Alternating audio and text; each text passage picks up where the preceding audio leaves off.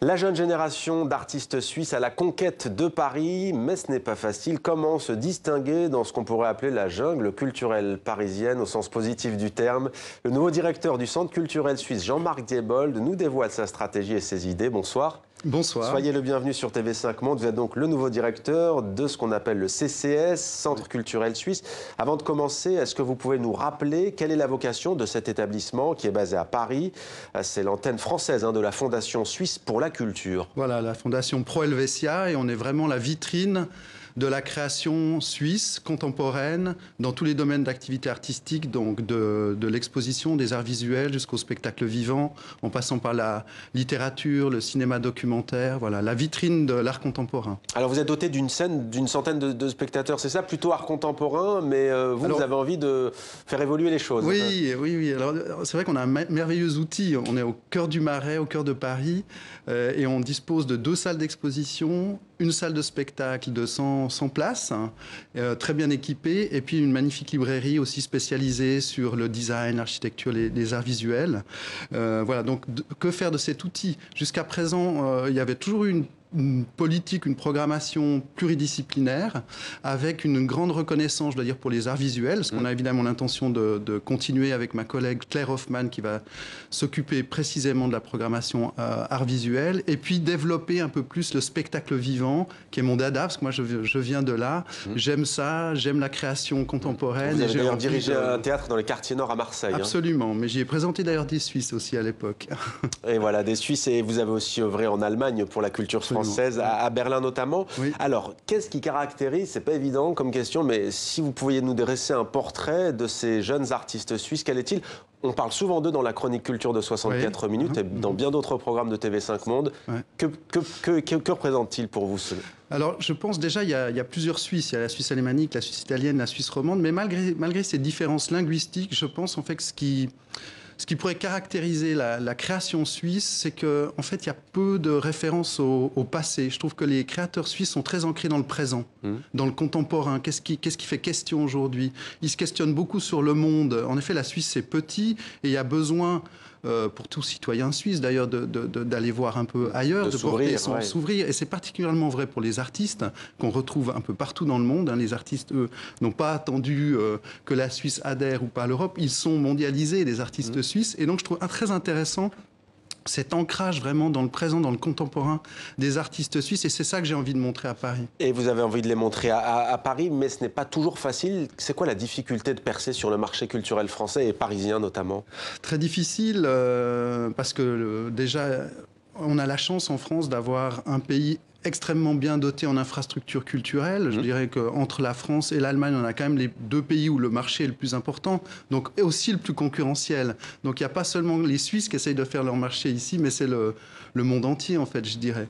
On a beaucoup de chance, on ne valorise pas assez en France notre culture et nos infrastructures. Donc c'est concurrentiel.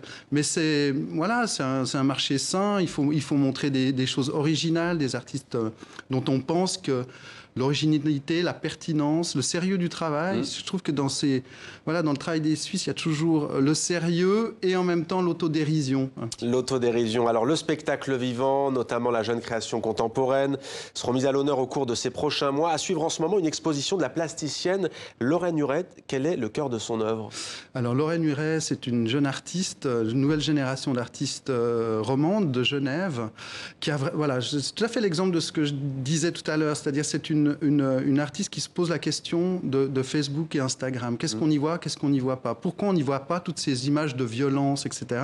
Parce qu'il existe tous ces travailleurs de l'ombre qu'on appelle les content managers, qui sont ces travailleurs philippins notamment ou indiens, qui travaillent dans des conditions évidemment déplorables à effacer sur les contenus Facebook des images violentes qui pourraient en effet traumatiser les spectateurs. Donc elle s'est rendue à Manille, elle a fait tout un travail d'analyse et après un travail plastique qui passe aussi par l'émotion pour nous rendre son sujet, qui est passionnant. Et qui est dans l'air du temps, bien entendu, avec les réseaux sociaux. Alors, en mars prochain, le réalisateur Markus Simov présentera son dernier film Eldorado, qui a été présenté à la Berlinale en 2018, l'an dernier. De quoi parle ce documentaire?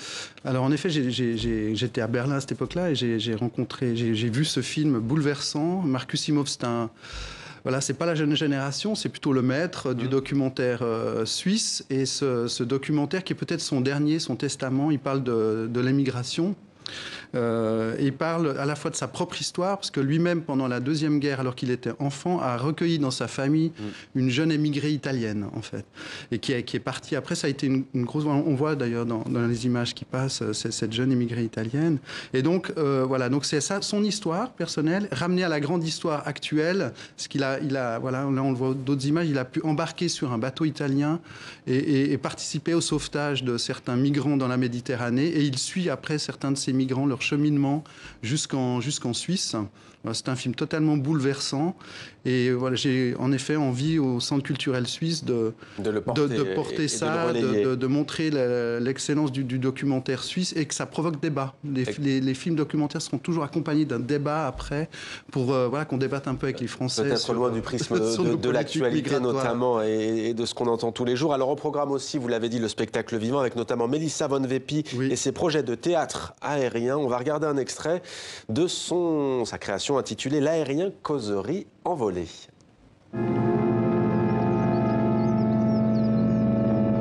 Bref, pomme, plomb, plume, nous chutons. Devenir léger ou rester pesant. En ce dilemme, certaines imaginations peuvent résumer tous les drames de la destinée humaine. Ça, c'est Gaston. Mon ami, Gaston Bachelard.